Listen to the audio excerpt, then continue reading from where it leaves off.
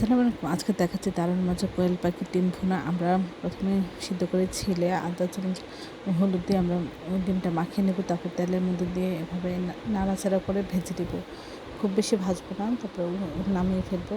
তেলের মধ্যে পেঁয়াজ দিয়ে কাঁচামরিচ দিয়ে আমরা একটু ভেজে নিয়ে আদা চামচ আদা বাটা, আদা চামচ রসুন বাটা দেবো। দিয়ে সামান্য একটু পানি দিয়ে আমরা এর মধ্যে দিয়ে দিচ্ছি আদা চামচ হলুদ গুঁড়া, 1 চামচ মরিচের গুঁড়া, আধা চামচ ধনিয়া গুঁড়া, 1 চামচ আধা চামচ জিরার গুঁড়া, আধা চামচ লবণ, সব কিছু দিয়ে ডিম দিয়ে আমি একটু কষিয়ে নিচ্ছি।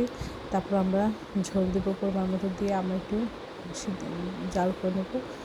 সব কিছু ঠিক হলে এবং ঝোলটা কমে আসলে মাখামাখা হয়ে গেলে আমরা একটু নামিয়ে পরিবেশন করবো।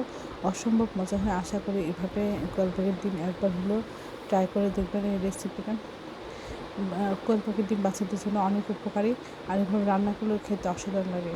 সবাই আমার চ্যানেলটি লাইক এবং শেয়ার দেবেন, সাবস্ক্রাইব করবেন এবং প্রিয়জনকে বেশি বেশি করে শেয়ার দেবেন। আমার চ্যানেলে সব রকমের রান্নার রেসিপি রয়েছে, আশা করে দেবেন। আর এই অসাধারণ রেসিপিটা একবার হলেও ট্রাই করে দেবেন, এটা খুবই সুস্বাদু হয়ে থাকে।